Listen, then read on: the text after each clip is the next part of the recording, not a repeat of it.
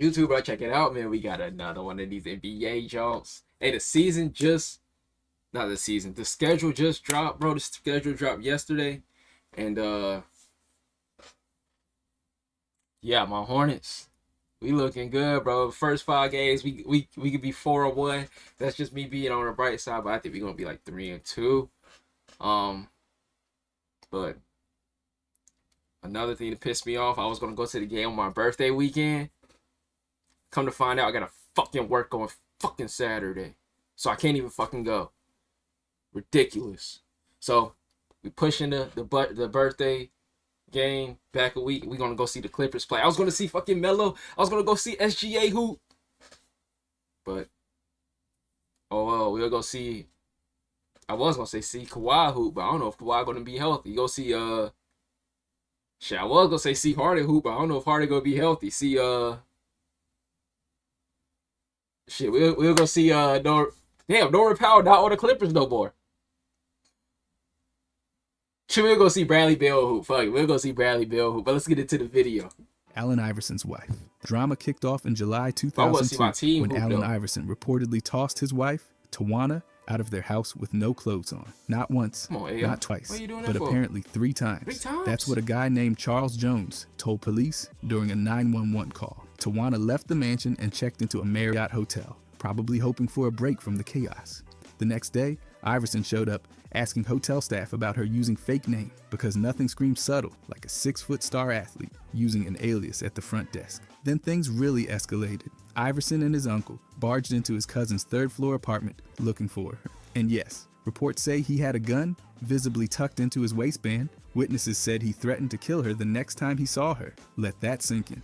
At dawn, police found him circling the Marriott's parking lot like he was in a real-life episode of a crime show. He got slapped with 14 charges. Damn, 4 AI? felonies, the rest misdemeanors. But by the end of July, 9 charges got tossed out. So Only you got 2 five, misdemeanors 2 stuck for a minute, and even those got dropped later. Just a messy situation with a media spotlight Wowzers. and a whole lot of unanswered questions. Come on, yeah. Jeremy Lin ESPN controversy. During Jeremy Lin's My breakout boy with Lin the New York Sanity went Knicks in crazy. I February love that boy Jeremy Lin. Shout out Jeremy Lin. 2012, he helped lead a 7-game winning streak. That stretch That boy was came to a hooping. screeching halt in a loss to New Orleans, where Lin had 9 turnovers. Damn. Then things got messy.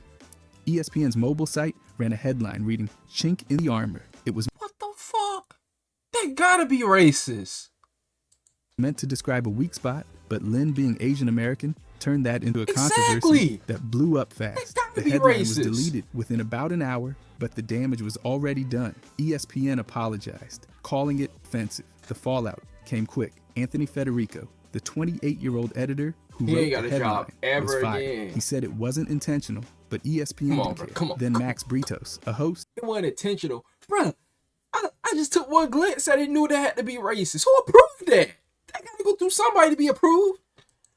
used the same phrase on air. He got hit with a 30-day suspension. It didn't matter how 30 common the days? idiom was, everyone was focused on context, Whoa. and this was not the time or place. Other media outlets also got Crazy. slammed for racially insensitive coverage around Lin. Saturday Night Live even parodied the whole situation, roasting sports media. ESPN publicly apologized to Lin and the Asian American community. Federico went on to become a Catholic priest, calling the headline a turning point in his life. The entire moment became a Good job. case study in how words, especially in sports media, can hit way harder than intended. Kendall Gill versus Tim Doyle. Back in March I 2013, did not know who right these after a people Bulls game ended with a I know hotly Kendall Gill, debated yeah, never goaltending mind. call, My things bad. started heating up off the court. Kendall Gill called out the refs for blowing the call. Tim Doyle disagreed and said it was 100% correct. That back and forth carried right into a panel taping of Sports Talk Live on CSN Chicago. Doyle doubled down on air, and Gill clearly didn't let that slide.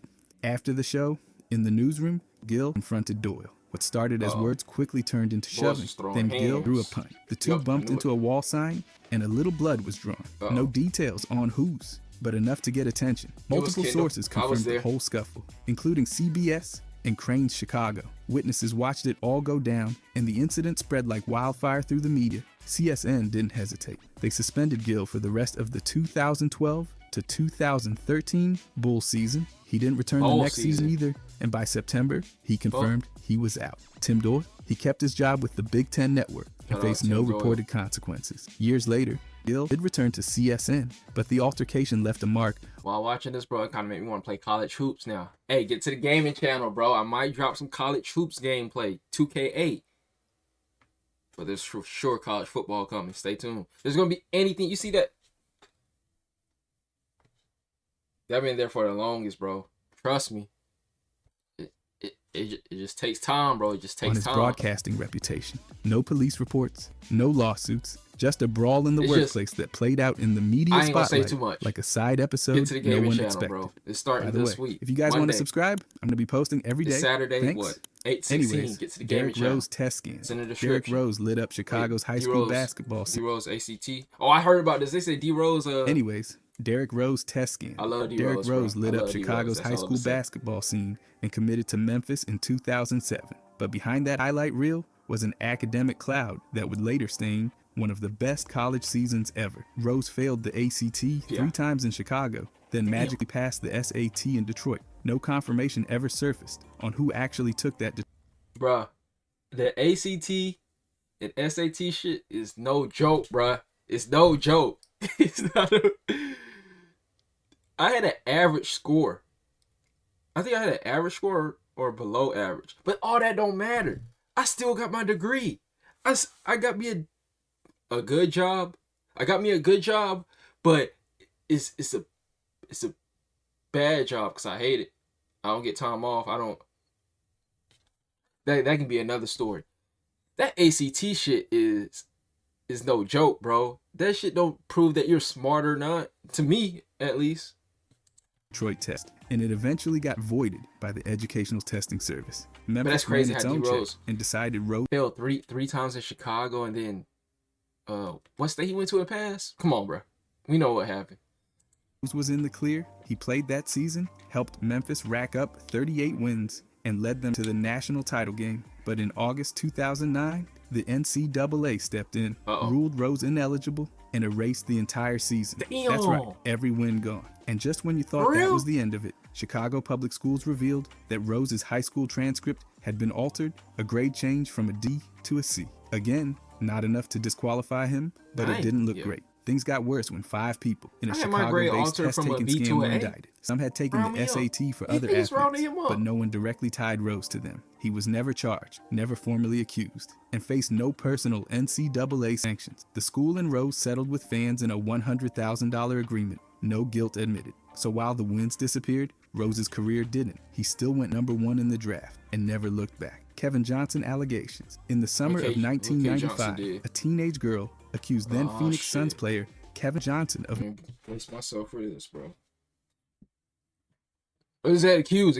Okay. Let me hold on. Let me not brace myself for this. I thought it was another Karl Malone type nigga, bro. Nigga, Karl Malone need to be in prison. If you haven't heard what Karl Malone did, bro, do your research on Karl Malone. Making sexual advances. Do your research on that prayer. Police interviewed her in a video that surfaced years later, where they called her credible. Johnson responded with a half apology, saying he didn't fully agree with her version. Prosecutors passed on charges, citing low odds of conviction. A draft settlement offering $230,000 was reportedly created for the girl's family. In 2007, Johnson faced more heat, this time as head of a charter school he founded. Multiple students accused him of inappropriate touching. Police investigated, and though the sheriff called Johnson's behavior ill-advised, no laws were broken, and charges were never filed. A teacher who raised alarms resigned and said she was pressured to recant. Supporters backed her story. Then in 2015, while Johnson was serving as Sacramento mayor, a city employee said he groped and harassed her. The city attorney's office launched an independent review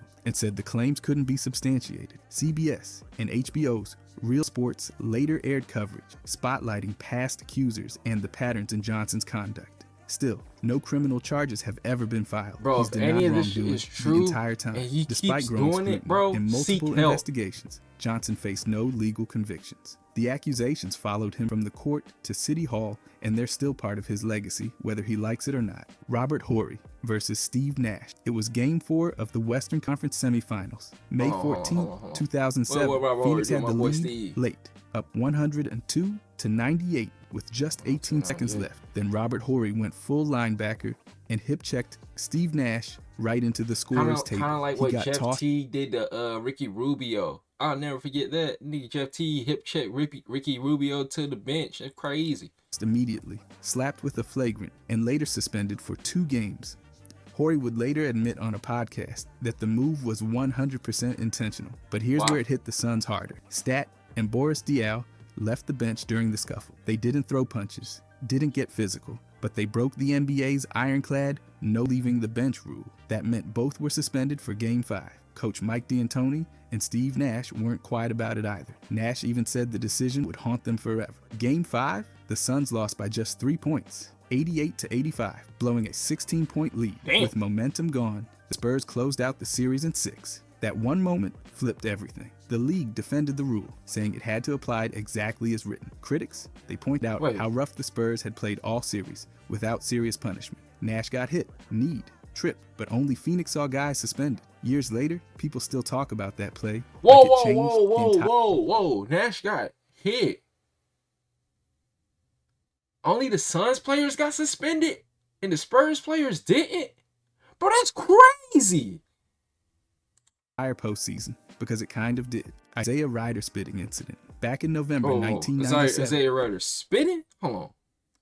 Because it kind of did. Isaiah Ryder spitting incident. Back in November 1997, Isaiah J.R. Ryder was playing for the Portland Trailblazers when he made headline, not for scoring, but for spitting. During halftime of a game in Detroit, Ryder turned toward a fan and spit. Yeah, don't be spitting on people. The NBA hit him with a 3-game suspension and a $10,000 fine. Man, that was the official punishment. But it wasn't the first time Ryder found himself in hot. For his entire salary. I'm traumatized. Every time I go to sleep, I'm thinking about him spitting on me.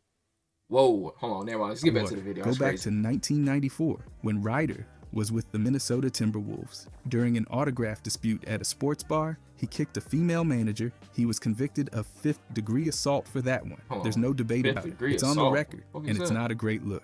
Now, there's been some confusion floating around about him assaulting a female fan in 1997. Let's clear that up. There's no evidence he physically attacked or kicked anyone during the spitting incident. The only confirmed consequence was a suspension and fine. No charges, no assault accusations. Just a disgusting moment that got him penalized by the league. So to sum it up, 1 documented assault in 1994, 1 confirmed spit in 1997, and a pattern of poor choices that kept his name in the headlines for all the wrong reasons. Chris Webber, Puerto Rico incident. In August 1998, Chris Webber was traveling through San Juan's Luis Muñoz Marin International Airport when a drug-sniffing dog caught the scent of marijuana on a carry-on bag. The bag had American Airlines tags and was initially linked to Jerry Stackhouse, but Webber claimed it as his. Inside were 11 grams of marijuana. Customs detained him, but there were no criminal charges. He paid a $500 administrative fine under Puerto Rico's zero-tolerance policy. But then came the backpedaling. Webber's agent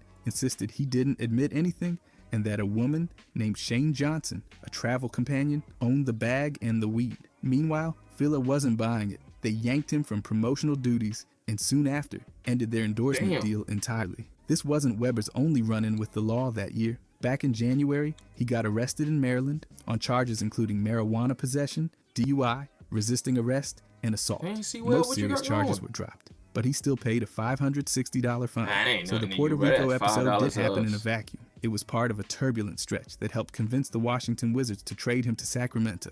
No convictions, but the optics, rough. A fine in Puerto Rico, a lost sponsorship, and a growing pile of legal drama. It all added up fast. Larry Bird bar fight. During the 1985 Eastern Conference Finals, Larry Bird ended up throwing a punch, not on the court, but in a Boston bar. After Boston took the first 2 games against Philadelphia, Bird got into it with a bartender bouncer at Chelsea's bar in Quincy Mark. He landed a right hook and walked away with a swollen shooting hand. That hand, yeah, it was his index finger, and reporters noticed the swelling right away at shoot-around. Before the fight, Bird was his usual MVP self. He dropped close to 30 points a night and shot nearly 50%. But after the bar incident, the wheels started wobbling. In games 4 and 5, his field goal percentage crashed to around 30, and his scoring dropped in half. Not exactly the playoff gear Boston was counting on. By the time they got to the finals against the Lakers, Bird pushed through, but he wasn't peak Bird. He still managed 23.8 points per game, but shot just 45%, below his usual numbers. The hand wasn't broken, but it was clearly affecting him. Bird later admitted the whole thing was a mistake, said he liked to drink beer. He shot just below 45% of his usual numbers.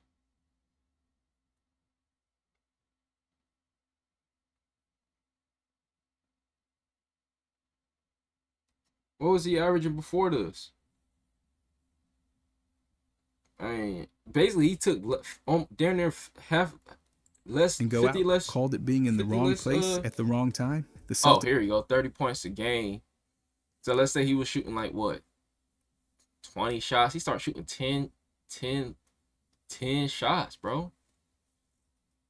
Nah, he probably got to the free throw line on some of these, but Didn't find him, the league didn't suspend him, but the performance dip, that stuck. And yeah, it probably cost him. Derek Fisher leaves Utah. In the 2006 to 2007 season, Derek Fisher signed with the Utah Jazz after runs with the Lakers and Golden State. During that season, his young daughter Tatum was diagnosed with a rare eye cancer. Fisher needed to be near top-tier medical care, which was limited in Utah. In May, during the Western Conference semifinals, Fisher made headlines when he flew from New York straight to Game 2, arriving mid-game. He suited up, checked in, and helped force overtime, earning a massive standing ovation in Salt Lake City. But just 2 months later, on July 2nd, Fisher asked the Jazz to release him from his contract so he could move his family closer to specialized treatment centers. The Jazz agreed, showing public support. Then came the twist. Fisher signed a 3-year, $14 million deal with the Lakers. That move left some Utah fans steaming. Despite Fisher leaving around $8 million on the table,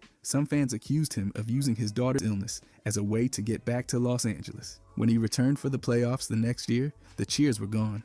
The boos were loud, and some fans even shouted cancer during free throws.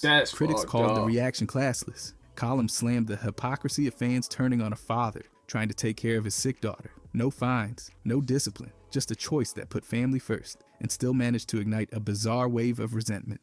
Darren Williams and Jerry Sloan. On February 2011, the Utah Jazz were playing the Bulls when things boiled over at halftime. Jerry Sloan had drawn up a play, and D. Will decided to freelance, calling a different one. Sloan confronted him saying, "If you're going to break the offense, would you at least let your teammates know?" Williams said, "My bad," but didn't stop talking. Sloan snapped back, asking, "Do you want me to quit right now?" Team executives were in the room, including CEO Greg Miller. Miller later told Sloan that if it came down to choosing sides, they'd back him. Sloan just said, "I don't know how much I have left in me." The next day, after 23 seasons, he resigned. Sloan publicly said it wasn't just about Williams and more about burnout. Williams said the same, denying he forced Sloan out and claiming he'd have asked to leave first. But the writing was on the wall. The front office confirmed the spat was the final straw. Analysts pointed to long-standing tension between the coach and his star point guard. 2 weeks later, the Jazz shipped Williams to the Nets. That moment in the locker room didn't just end a game, it ended an era. Sloan was old school, Williams wasn't, and Utah chose neither in the end. Atlanta Hawks email scandal. In June 2014, Hawks GM Danny Ferry read aloud a scouting report about free agent Luol Deng, saying Deng has a little African in him, like a guy who'd have a store up front but sell counterfeit in the back. That call included team execs and minority owner Michael Guerin Jr. Bro, that gotta be racist, bro. That gotta be racist. What Atlanta doing, bro? What the heck is Atlanta doing? Immediately called for Ferry's firing. The team launched an investigation, but what they found next was even worse. During the probe, they uncovered a 2012 email from co-owner Bruce Levinson. In it, Levinson claimed the Hawks' mostly black fan base was scaring off white suburban ticket buyers. He suggested white cheerleaders tone down hip-hop and music for middle-aged white men, because in his words, white fans were more valuable. Yeah, that was actually in the email. Crazy. Levinson self-reported the message and announced himself his share share of the team. Not David Stern. An indefinite. It's not David Stern. My bad, David Stern. RP David Stern. No, it's not. It is David Stern. It's David Stern level. Leave and was later disciplined. CEO Steve Koonin publicly apologized, calling it a failure to fans and employees. Some media compared it to Donald Sterling's scandal. While others, like Kareem, said Levinson's comments were clumsy business logic, not outright racism. The sale went through in June 2015. It was a massive shakeup that exposed how deeply racial bias could run in front offices, quietly buried. Bro, I don't understand how V was just... She was so all up on Buddy, bro. I know he got money, bro. I know he got money, bro. I know he ain't got nothing else but money, bro. And you was all up on him, bro. Now she she living her life somewhere ghost now. I don't know, bro. I don't know. It weird to me how some folks real live gold diggers, bro. It's crazy. Until someone finally pressed reply all. NBA All-Star Weekend in Vegas. In February 2007, the NBA brought its All-Star Weekend to Las Vegas. No NBA team, just bright lights, loud music, and questionable judgment. Held at UNLV's Thomas and Mack Center, it was the first time the league staged its showcase in a city without a franchise. And on paper, the setup looked golden. Cirque du Soleil, Christina Aguilera. Hey, NBA. Bring the All-Star game back to Charlotte. We messed up the first time when we said we not gonna let what was it? It was the bathroom incident that dudes can go in girls' bathrooms and y'all said that can happen. Yeah, we messed up the first time. Then we changed it up and y'all came to Charlotte. We appreciate it, but I don't appreciate it because I didn't have no money back then. I was a kid. Come back to Charlotte soon, bro. Please. I'm begging, bro. I'm begging. Like, I'm on my knees begging. Please. Do it within the next 10 years. Please. Aguilera, Tony Braxton. I'll be there for the Flash whole Vegas could weekend. offer. On court, it delivered. We're gonna turn the Kobe city Bryant up. took home MVP with 31 points, 6 assists, and 6 steals. The West beat the East 153 to 132. Stat dropped 29 and 9. LeBron put up 28, and Dwight Howard made his All-Star debut with 20 and 12. Off court, a total disaster. Over 400 arrests, non-stop fights, and a shooting outside a strip club that left a bouncer paralyzed. The shooter was allegedly tied to Adam Pacman Jones. Las Vegas looked like it hosted a riot disguised as a basketball. Adam Jones, weekend. a football player? Even the mayor called it a disaster. Police were everywhere. Trash was everywhere else. Locals weren't thrilled. Fans were out of control. Pacman This was Jones supposed to be a statement. Vegas could handle the NBA. Yeah, he is a Instead, football it player. turned into a cautionary tale. The league hasn't gone back since. Spectacular game. Absolute mess outside the arena. Hey, will the NBA definition team- of will a the beautiful NBA put a disaster. team in Lakers Vegas and after Kobe that? Bryant medical records leak. During the early stages of Kobe Bryant's sexual assault case in 2003, his defense team tried to get Vanessa? access to the accuser's private medical and mental health records. They argued Yo, those she look records like- were kinda relevant look for like Drea. credibility. The woman had been hospitalized earlier that year, and Bryant's lawyers wanted to use that to question her statements. But those files were sealed under Colorado law, and prosecutors said unsealing them would discourage future victims from coming forward. Then came the media storm. Reporters started publishing information that seemed to come from those very same sealed documents. That raised alarms. Judge Terry Ruckriegel looked into it, but ultimately decided not to launch a formal investigation. No one got caught leaking anything, and he ruled that future disclosures would stay tightly controlled. This whole mess turned into a legal balancing act: victim privacy versus defendant rights, and media access versus courtroom integrity. It spotlighted how difficult it not is to really grabbed protect my sensitive attention like medical that, for real. details in a case under the full really don't care glare about medical. of celebrity attention. By 2004, the criminal charges were dropped when the accuser declined Love to testify. Kobe, but, The following year, Bryant and the accuser reached a confidential civil settlement. No confirmed leaks, no charges, but it left behind a legacy of how fragile courtroom privacy can get when the defendant is one of the biggest names in sports. Kareem Olympic boycott. In 1968, Kareem, then still Lou Alcindor, decided not to try out for the U.S. Olympic basketball team. Why The not? country was in chaos. Riots in Newark and yeah. Detroit. Martin Luther King Jr. had just been assassinated, and Yeah, I Kareem wanna didn't play feel for the like team representing either. a flag that wasn't representing him. For He sure. said going to Mexico would have made it seem like he cared more about career than justice. He aligned with the Olympic Project for Human Rights, a movement calling for structural change in sports, demanding more black coaches, banning apartheid-era South Africa, and restoring Muhammad Ali's title. While others debated, Kareem made his call. Sit it out. Competing for a country denying civil rights felt like betrayal. He said having fun in Mexico sounded selfish, while violence exploded back home. The backlash came fast. People called him a traitor. Mail poured in with racial slurs. Critics labeled him uppy. But Coach John Wooden privately stood by him, even defending him to doubters in letters. Kareem's move didn't get medals or highlight reels. It got headlines and history. got respect. Decades later, that decision is seen as a milestone Kareem, in man. athlete Love him. protest. Before Ali dodged Vietnam or Smith and Carlos raised fists, Kareem made a quiet exit that said everything. He pushed the edge of what athletes could do and set the stage for what they still can. Craig Hodges, blackballed. In 1991, after the Bulls won their first championship, Craig Hodges walked into the White House in a dashiki and Muslim kufi. He wasn't there just to smile for cameras. He handed over an 8-page letter to President George H.W. Bush demanding action on racism. Dang, George H. Bush and George W. Bush look just alike. I thought this was George W. Poverty and police violence in black communities. The letter didn't pull punches, and neither did Hodges. He criticized Michael Jordan for staying silent on social issues. He even tried to rally a boycott of the NBA Finals after the Rodney King beating. So when the Bulls cut him in July 1992, raised eyebrows. Hodges was a 3-point contest legend and still shooting efficiently, but not a single NBA team called. Not one. He later said he was blackballed, invisible, not for his game, but for his voice. In 1996, he sued the league and all 29 teams for $40 million. Saying his political advocacy got him kicked out of the NBA. David Stern called the claim ridiculous. Teams said it was just declining skills and age, but Hodge never bought it. In interviews in his memoir, Long Shot, he stuck to his belief. His exit wasn't about basketball. It was about a league that wasn't ready for protest. His jumper was still clean. His conscience just made people uncomfortable. Latrell Sprewell boat injury. In late September 2002, Latrell Sprewell hosted a party on his yacht in Milwaukee. Things went south fast when an uninvited woman threw up near the bar. Sprewell asked her to leave. Her boyfriend didn't like that, and during the confrontation, Sprewell threw a punch. Problem, he missed. Instead of landing the hit, he smacked the wall and shattered a bone below his right pinky.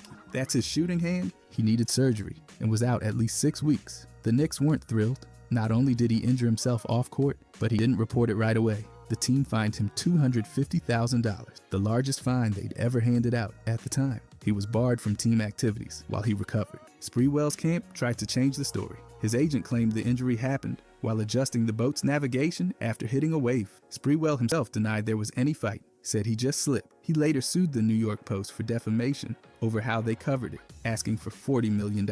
No league suspension, but the Knicks weren't having it. The whole situation made him look reckless, and he missed the start of the season because of a fist that landed on fiberglass instead of flesh. Knicks versus Raptors lawsuit. In August 2023, the Knicks filed a lawsuit accusing the Raptors of straight-up espionage. What the hell is that? A former employee, Ikechukwu Azotam, acted as a mole, sending over 3,000 files full of proprietary scouting reports, playbooks, and internal strategies to Toronto right after they hired him. According to the Knicks, this wasn't casual info. It was detailed data. They said qualified. I always thought about this, like, do the Knicks, was it the Knicks?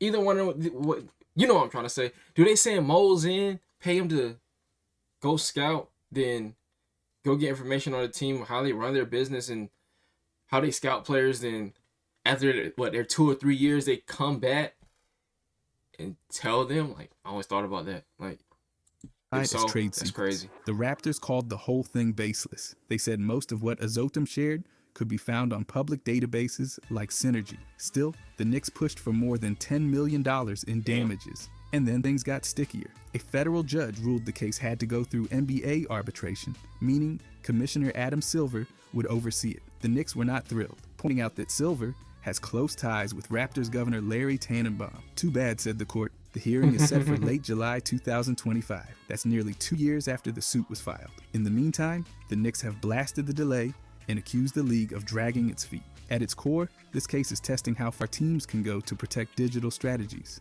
and how the NBA deals with alleged inter-team sabotage. Maverick Carter, illegal betting. In November 2021, who the hell is Maverick Carter? LeBron James' longtime business partner, sat down with federal agents. The agents were digging into Wayne Knicks, a known illegal bookmaker. Carter admitted placing around 20 bets on both football and basketball games. Hold on. One thing I don't get about these guys not being able to bet, as long as that they bet on other sports that's not theirs, I don't see no issue with it. I know they all buddy, but I don't see no issue with LeBron. No, I'm not saying, I'm just using LeBron as an example. I don't see no issue with LeBron betting on baseball or basketball or golf or tennis.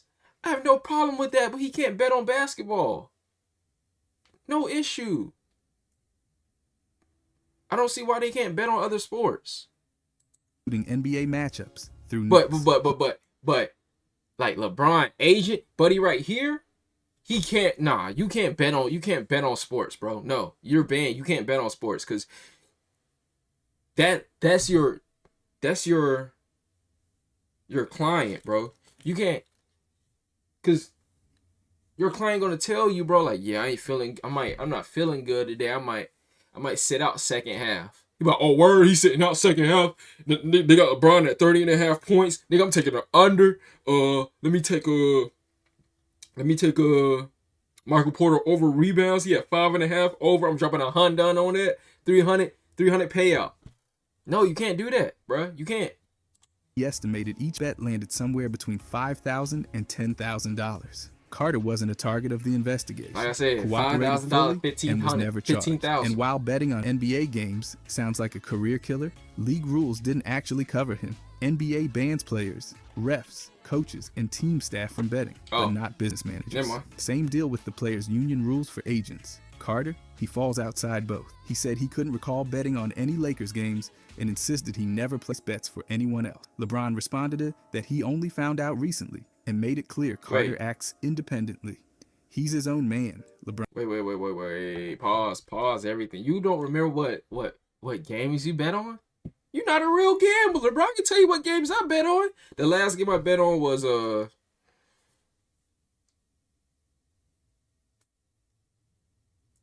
it was Michael Porter rebounds. I think it was at 6.5. And it was I think it was Cade. No, I'm lying. I bet on a WNBA play. I don't know. It was I know what it is. It was Angel Wilson. I said Angel Wilson. Asia Wilson rebounds. I think they had her at 9.5. And it was Breanna Stewart. It was Stewie. It was Stewie points. It was 22.5. I took the over and I lost both of them. Bro, I'm a real gambler, bro. I know my last bets. I know what games I be betting on. You're not a real gambler. He lying. Said, adding that gambling is legal and Carter has no formal NBA ties. Still, the optics were a mess. Even though he didn't break NBA rules, the fact that someone so close to a superstar had wagered on league games set off alarm. If my homeboy or my agent, my client is a star, I'm not betting on no games, bro. I'm already getting paid. Why I need to bet on games? If anything, I'll be telling my cousin or my homeboys or anybody like, yo, you should take a LeBron under. He ain't playing. I'll be on the phone though. No text messages. No text messages. Hey, bro, you need to take LeBron under points, bro. Trust me. Trust me on this one. He be like, you swear? You swear? Bro, I'm telling you, LeBron points under. You find another play. Okay? Alright, for sure. LeBron points under. The day passed. You're like, bro, LeBron points under hit. How you know? It sparked calls for the NBA to reconsider its rules and maybe start watching the inner circles a little more closely. Kwame Brown and Michael Jordan. In 2001, Michael Jordan was running the show in Washington's front office when he made Michael Jordan made Kwame Brown cry straight out of high school with the #1 overall. But he was an A+ potential. It was the first time a high school player had ever gone first. Brown promised Coach Doug Collins he'd make the team proud, but things got messy fast. Behind the scenes, Jordan wasn't just acting like a team executive. He was hands-on, intense, and reportedly brutal. He pushed Brown hard in practices, yelled at him, called him out in front of teammates. Some reports described it as humiliation. Others said Jordan tried to motivate the teenager like a peer. I always wonder, why did Jordan go to the Wizards? What attracted him to go to Washington?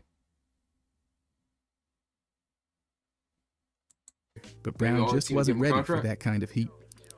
Turns out Jordan even tried to trade him before the season started, offering Brown in a deal for Elton Brand. Owner Abe Pollin stepped in and blocked it. Brown stuck around, but confidence, that got shaken. Years later, Brown said some of the worst stories, like being reduced to tears or hearing slurs, weren't true. But he admitted the tone Jordan used he was wore crying. him down. I was there. The fallout didn't just affect Brown's development. It became part of the argument for the one-and-done rule. The pick wasn't just about talent, it was also about what happens when your boss is a legend who expects you to be one on day one. Jackson Hayes, Domestic case. In late July 2021, things spiraled when Los Angeles police got a call about a domestic disturbance at Hayes' house around 3 in the morning. The call came from a relative of his girlfriend, Sophia Jamora. When officers arrived, Hayes shoved one of them, who later needed treatment for an elbow injury. Police ended up using a taser to subdue him and took him into custody. At first, Hayes faced 12 misdemeanor charges, ranging from domestic battery and false imprisonment to resisting arrest and vandalism. But by February 2022, he pleaded no contest to just 2 of them, false imprisonment and resisting arrest. The rest were dropped.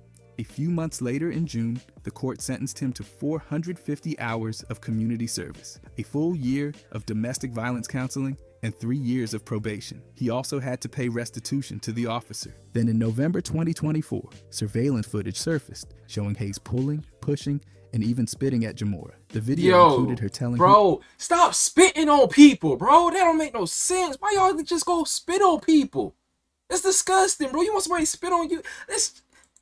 She didn't feel safe. The league reopened the investigation, but didn't hand down any discipline. The Lakers stood by him, with both the general manager and head coach saying Hayes had taken responsibility. A civil lawsuit from Jamora is still ongoing. Meta World Peace Elbow Incident. During a wild double overtime game in April 2012, Meta World Peace, used to go by Ron Artest, slammed home a dunk for the Lakers. In the middle of his celebration, he threw a sharp left elbow that connected with the side of James Harden's head. Just 18 seconds later, Harden immediately dropped to the floor and was diagnosed with a concussion, ending his night right there. Officials watched the replay and hit Meta with a flagrant foul type 2. That meant an automatic ejection, and he was escorted off the court. After the game, Meta said the hit wasn't intentional and hoped Harden would be all right. The league didn't take it lightly. Just 2 days later, the NBA handed him a 7-game suspension that carried through the rest of the regular season and spilled into the playoffs. Harden's health became a major talking point, as did Meta's emotional outburst. Kevin Durant didn't hold back, saying the elbow didn't feel like a basketball play. It wasn't a basketball play. Digging into whether Meta had let his old Ron Artest persona take over. The whole thing reignited questions about violent plays, emotional control, and how quickly the mood can shift in high-stakes games. That elbow wasn't just part of a celebration, it became the story. Dick Bavetta game, manipulation claims, accusations about veteran rep Dick Bavetta manipulating NBA games mostly trace back to one guy, Tim Donaghy. Donaghy, who got caught betting on games himself, claimed Bavetta was used by the league to influence outcomes. He said during the 2002 Western Conference Finals, Bavetta was told to call Game 6 in favor of the Lakers to push a Game 7. According to Donaghy, Bavetta was good at this kind of thing. Come on. Let's be real. If I'm Adam Silver, bro, and the league fucking. Oh, this is David Stern time. If I'm David Stern, bro, who's the Lakers playing in 2002? It was a Western Conference. I don't know. I was born, but man, I wasn't watching basketball at 2 years old. I can't remember that. Man, I said, yeah, heck yeah, force a Game 7, bro. More money in our pocket. Do that. Subtle signals, especially if it's a good series, and stretching series when needed. He even quoted Bavetta talking about helping teams that were trailing in the series. But here's the thing: federal investigators dug into Donaghy's story and didn't find any proof that the NBA was rigging games through Bavetta or anyone else. No documentation, no official orders. Matter of fact, nothing. I was just joking. I would never do something like that because I want to buy me a softball team one day, get me a whole new softball team, or freaking buy a WNBA team one day. I would never do anything like that, bro. Never. Think solid. Then there's the statistical angle. Analysts like Henry Abbott and BYU's Joe Price ran the numbers on Bavetta's games from 2003 to 2007. They were checking if big underdogs fared better with him refereeing. If Bavetta was really manipulating things, you'd expect closer games or surprise wins. But nope, blowouts were actually slightly more common with Bavetta on the floor, and underdogs won less often. Betting against favorites in Bavetta games would have cost money. So while Donaghy's story makes for dramatic reading, actual evidence doesn't back it up. It's one guy's word against the math and the investigations. James Worthy solicitation arrest. James Worthy did what? 1990, James Worthy found himself in legal trouble just hours before tip-off. He was arrested at the Stauffer Hotel in Houston after calling an escort service, which happened to be under surveillance by the city's vice squad. He was charged with 2 counts of solicitation. Oh, man. I just peed. He was just trying to get some. He was trying to do it the right way. Like I said. But this in the 90s. You don't got websites. You got to call the service. Calling the service is literally 50-50. They got folks to hit you off. It's literally what happened. Prostitution, a Class B misdemeanor under Texas law. He Here's did the it wild the right part. way, though. After being released on bail somewhere between Please tell me he $500 didn't do it and again. $1,000, he made it back to the arena during the second quarter. When he walked onto the court, the crowd gave him a standing ovation. He ended up scoring 24 points, helping the Lakers pull off a 108-103 overtime. Worthy hard. He 5 days later, Worthy entered a not guilty plea through his lawyers, but he later changed that to no contest. For sure. The final outcome, he got 1 year of probation, a $500 fine, and had to complete 40 hours of community service. No jail time, no suspension from the league, I hate community and he kept playing. service. The timing made the whole thing stand out. An arrest, a courtroom plea, a big game performance, all in the same week. It showed how quickly off-court chaos can crash into game night, yet somehow the spotlight stayed on both. If you enjoyed I enjoyed it, man. Hey, what's his name? B-Ball Explain. I'm fucking with the channel, my boy. I keep rocking with the videos. I'm gonna get at y'all on the next one, man. Stay tuned. Like I said, get to the gaming channel, bro. Videos dropping 8. Today's 8/18, bro. 8/18. I'm trying to go every day on the gaming channel, every day on this channel. Stay tuned. I'm gonna get at y'all on the next one.